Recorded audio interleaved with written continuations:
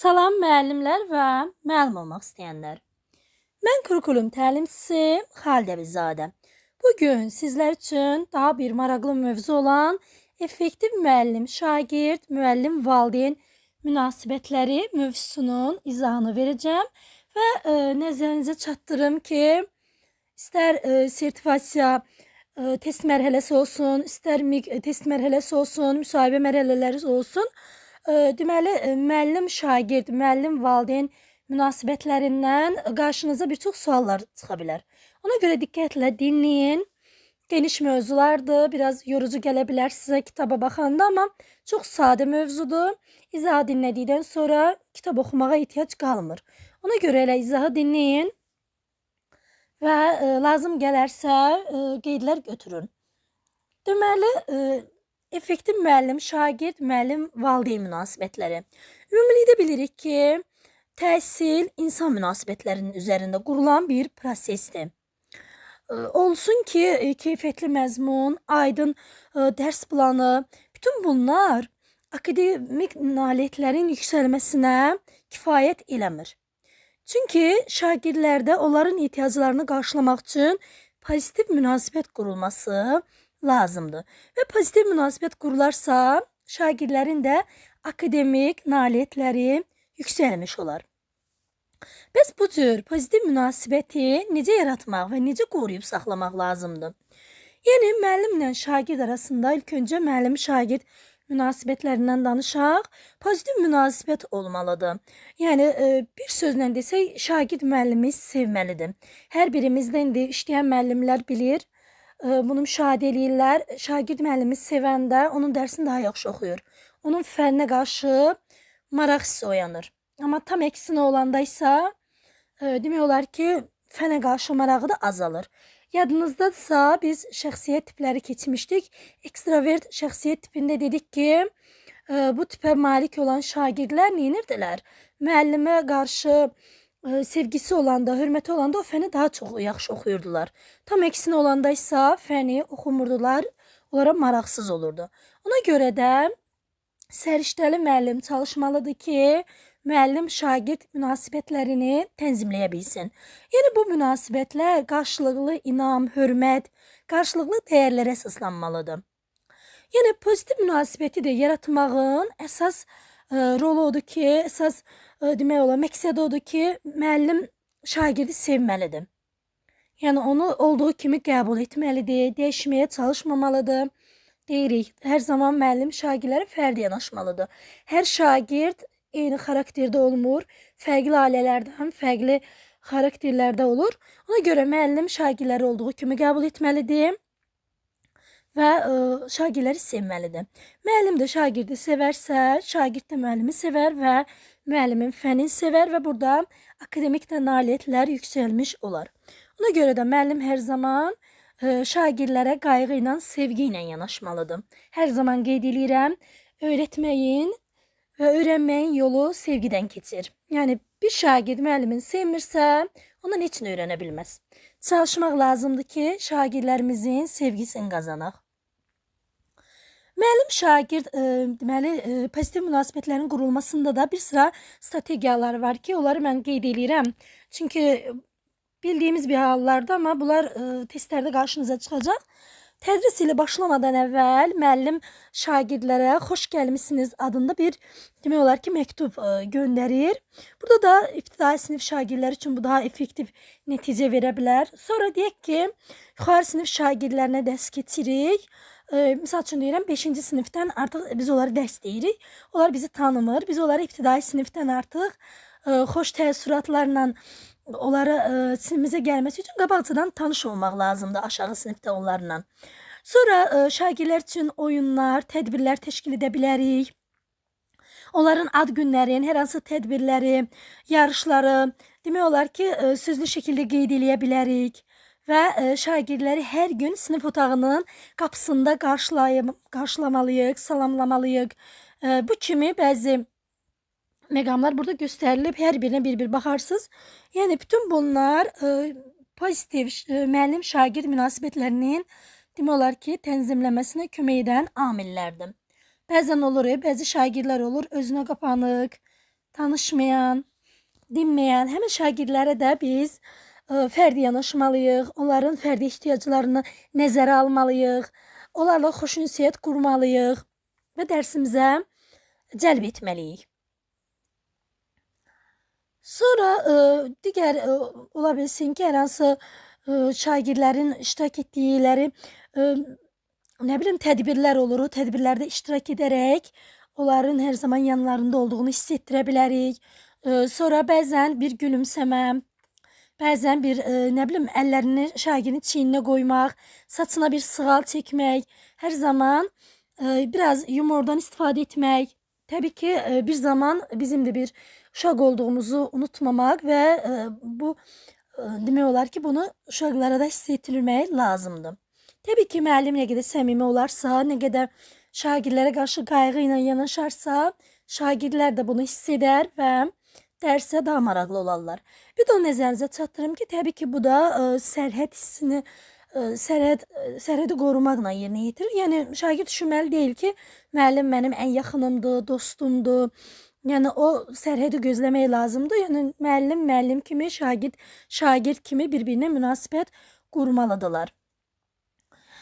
Sonra burada demokratik və avtoritar üslub haqqında verilir. Bunlar haqqında sizə məlumat vereyim. Qarşınıza hər zaman çıxa bilər. Deməli, demokratik üslub nədir? Adından da məlum olduğu kimi burada şagirdə müstəqillik verilir, sərbəstlik verilir. Şagird öz fikirlərin sərbəst şəkildə ifadə eləyir, mühakimədən uzaq olur. Bu olur demokratik üslub. Bir də var avtoritar üslub. Avtoritar üslub nədir? Avtoritar üslubda isə burada müəllimin bir tərəfli qərarları olur. Şagirdlərdən də tələb edir ki, bu deməli tapşırıqları, verdiyi tələbləri yerinə yetirsinlər və sərt şəkildə də buna nəzarət eləyir.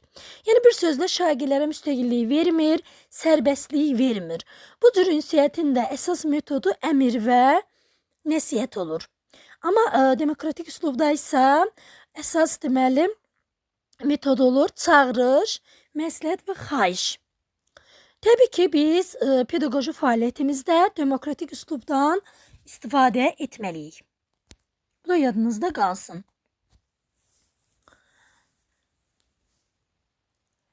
Şagirdlərimizlə məktəbdə çalışmalıyıq ki, nəzakətli dildən istifadə eləyək və özümüzün müəllim olaraq necə bir dildən istifadə ediriksə, həm şagirdlərlə olsun, həm müəllimlərlə olsun, bunu şagirdlərə də göstərməli, necə ünsiyyətdə olduğumuza diqqət yetirməliyik ki, şagirdlər də bizi hər zaman özlərinə nümunə götürürlər.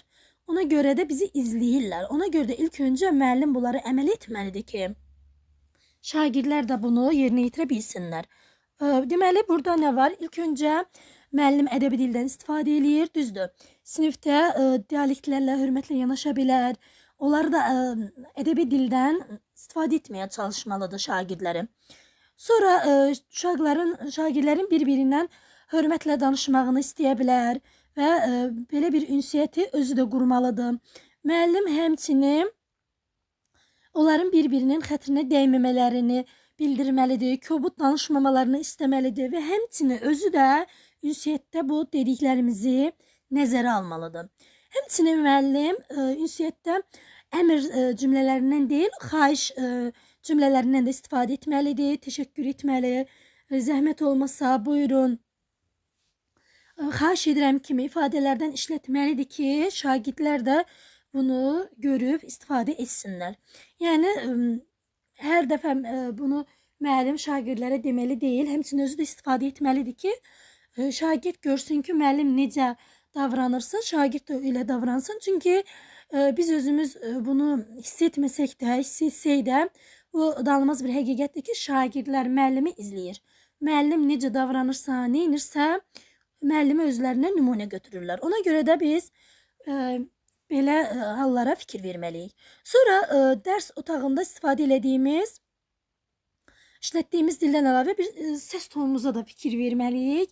Nə qədər yorğun gün də olsa, yorğunçuluq da olsa, nə bilim, nə olursa olsun, müəllim səs tonunu nizamlamalıdır. Peşəkar müəllim, səriştəli müəllim heç vaxt şagirdin üzərinə qışqırmamalıdır. ona yüksək səslə əmrlər verməməlidir.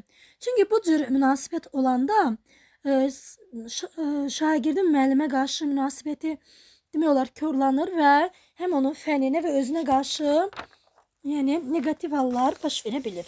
Buna görə də müəllim nə qədər yorğundursa bunu şagirdlərə hiss etdirməməlidir və şagirdlərlə səbirlə, təmkinlə davranmalıdır. Sonra vardı burada effektiv müəllim valideyn münasibətləri. Valideyn də bilirik ki, tədris prosesində akademik nailiyyətlərin yüksəlməsində böyük rol oynayan bir faktordur. Çünki valideynlər övladları ilə bağlı hər zaman istər davranışı ilə olsun, istər nailiyyətləri ilə bağlı olsun və yaxud da hər hansı keçirilən tədbirlərlə bağlı olsun məlumat almalıdırlar və daimi məktəb kollektivi ilə əməkdaşlıq etməlidirlər. Və bu da şagirdlərin həm öyrənməsinə, həm də akademik inkişafına müsbət təsir göstərmiş olur. Bəzən də olur ki, valideynlər məktəbdən yayınır, yəni məktəbə gəlməyi belə istəmirlər, valideyn iclaslarında iştirak etmək istəmirlər. Bunun da bir sıra səbəbləri olur. Bu səbəblər haqqında sizə məlumat verim. İlk öncə onu qeyd edeyim ki, valideyn iclası olur və burada konfidensiallıq gözlənilmir, yəni gizlilik gözlənilmir. Hər hansı bir şagirdin qüsurları mı olsun, nə bilim davamiyyəti mi olsun, dərslə bağlı nöqsanları mı olsun, zəiflikləri mi olsun, bunları hər kəs içində açıqlayanda təbii ki, o valideynin demək olar ki, digər növbəti valideyn iclasına gəlməməsini gətirib çıxarır. Həmçinin bu öz övladı ilə münasibətinə də təsir göstərir və övladının da müəllimə münasibətində bu özünü göstərmiş olur. Ona görə çalışmaq lazımdır ki, hər hansı bir şagirdin qüsurları varsa, onu hamı içərisində yəni bildirmək lazım deyil.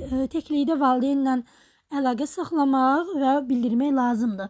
Hər zaman da qeyd edirəm, ilk öncə pozitiv məqamları qeyd edirik, sonra negativ halları mülayim şəkildə bildirmək lazımdır. Sonra valideynin iş saatı çox ola bilər ki, bu səbəbdən övladının təhsilinə vaxt ayıra bilməyə bilər. Bu səbəblərdən biridir. Bir də müəllim valideynlə, onun övladı ilə bağlı münasibətin qurulmasına laqeyd münasibət göstərir. Yəni bu nə deməkdir? Bir dəfə əlaqə saxlayır, alınmır, daha əlaqə saxlanmır, amma müəllim nə etməlidir? Müəllim israrlı olmalıdır. Bir yox, bir neçə dəfə belə əlaqə qura bilməsə, yenə də çalışmalıdır ki, bu əlaqəyi qursun. Yəni burada müəllimin üzərinə yəni çox iş düşür. Sonra bəzi strategiyalar da var ki, valideyn müəllim münasibətlərini tənzimləyir. Bunlar haqqında da sizə məlumat verim. Salamlama məktubudur biri. Adından da məlum olduğu kimi salamlama məktubu tədris ilinin əvvəlində valideynlərə göndərilir. Burada da deməli valideyn müəllim münasibətlərini tənzimləyən bir strategiyadır. Burada deməli tədris ili üçün nəzərdə tutulan məqsədlərdən şagirdləri müəllimin necə səbirsizliklə gözlədiyi qeyd olunmalıdır. Bu da təbii ki, valideynlə müəllim arasında pozitiv bir münasibət qurulmasına gətirib çıxarır. Sonra valideynlərlə olan ilk ünsiyyətin pozitiv alınması, buna çalışmaq lazımdır.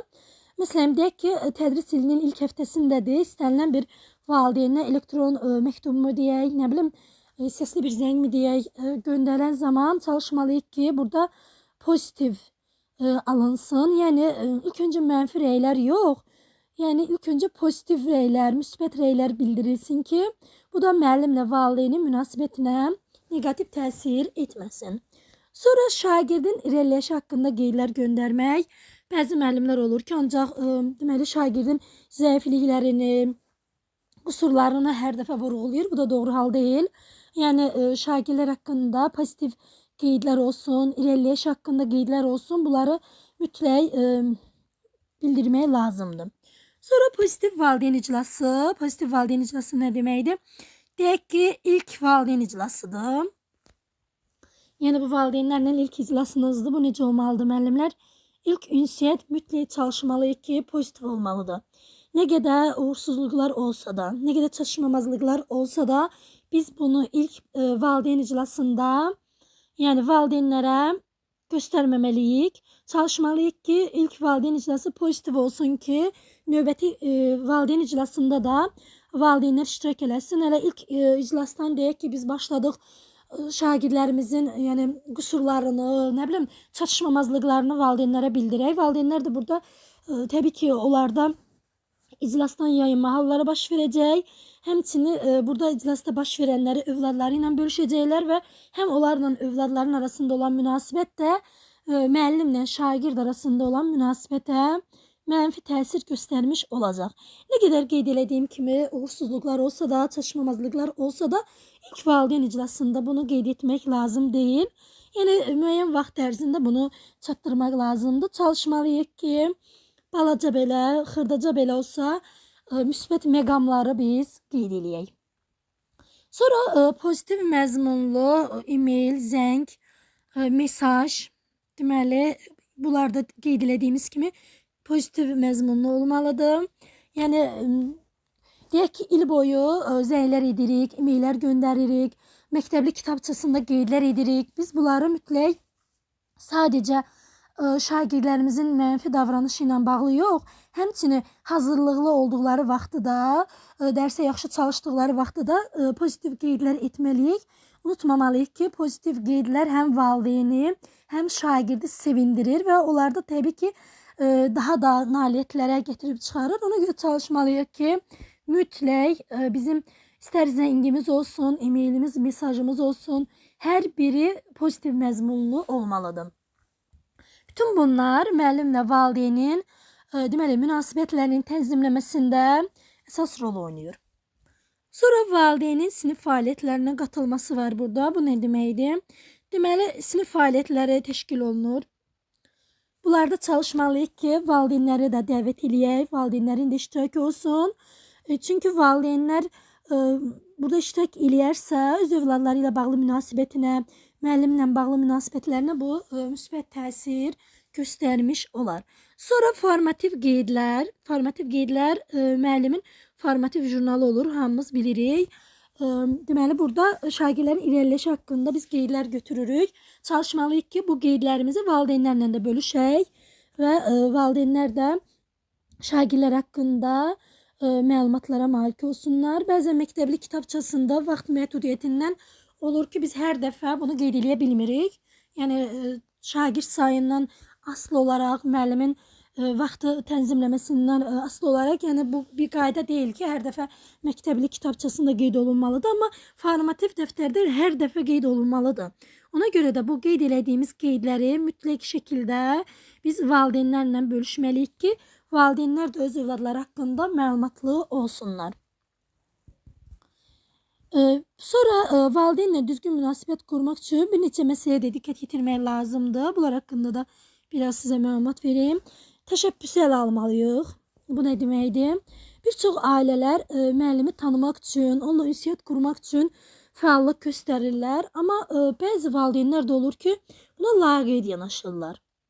Yəni, hər bir valideyn öz məsuliyyətini dərk etmir. Yəni da bunun da müəyyən səbəbləri ola bilər. Ona görə müəllim çalışmalıdır ki, müəllimin üzərinə çox iş düşür, hər zaman qeyd edirəm. Müəllim çalışmalıdır ki, bu münasibəti özü tənzimləsin, özü təşəbbüs ələ alsın. Sonra nə etməlidir? Təkidli olmalıdır, yəni israrlı olmalıdır. Bayaq da qeyd elədiyim kimi, deyək ki, əlaqə yaradır. Bir dəfə əlaqə yaradır, alınmır. İkinci dəfə əlaqə yaradır, alınmır. İsrarlı olmalıdır. Yəni, əlaqə yaranana qədər müəllim israrlı olmalıdır və demək olar ki, bu əlaqəni yaratmalıdır. Sonra ailə ilə empatiya yaratmaq. Empatiya bilirik də nədir? Özümüzü kiminsə yerinə qoymaq. Yəni, özümüzü ailənin vəziyyətində təsəvvür etməyə çalışmalıyıq. Yəni, bu valideynlə əlaqə yaratmaq üçün nədən və necə istifadə etməyi müəyyənləşdirməyə bizə kömək edəcək. Yəni, ailənin hansı vəziyyətdə olduğunu biz təsəvvür etməliyik və başa düşməliyik. Sonra məxfiliyi qorumaq. Məxfiliyi qorumaq, konfidensiallığı gözləmək hər zaman qeyd edirəm, mütləqdir. Həm şagirdlərlə bağlı olsun, həm onların valideynləri ilə bağlı olsun, bir sıra məlumatlar ola bilər və yaxud da akademik nailiyyətləri ilə əlaqədar ola bilər, sağlamlıq vəziyyəti ilə əlaqədar ola bilər, davranış məsələləri ilə bağlı ola bilər, ailə daxili məsələlərlə bağlı ola bilər məlumatlar var ki, biz onları mütləq bir müəllim olaraq nə etməliyik? Gizli saxlamalıyıq. Bu bizim demək olar ki, ən vacib işlərimizdən biridir. Yəni vəzifəmizdən biridir.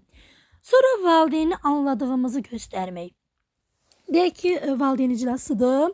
Dialoq zamanı müəllim çalışmalıdır ki, hər bir valideyni sona qədər dinləsin və onun sözünü kəsməsin və onun dinlədiyini, başa düşdüyünü və ünsiyyət zamanı ona hiss etdirməlidir. Belə, bütün bunlar da valideyn müəllim münasibətlərini tənzimləməyə kömək göstərən strategiyalardır. Qeyd elədiyim kimi geniş mövzu kimi görünə bilər, sadə mövzu kimi də görünə bilər, amma əslində sadə mövzu deyil. Qəbulda çox sual düşür belə mövzulardan, müsahibə mərhələsində çox suallar verilir. Ona görə izahı bir dəfə, iki dəfə dinləməklə mövzu sizə çox aydın olacaq. Ümid edirəm ki, mövzu izahım faydalı oldu. Faydalı olduysa şərh bölməsində fikirlərinizi bildirməyi unutmayın. Sağ olun müəllimlər, özünüzə yaxşı baxın.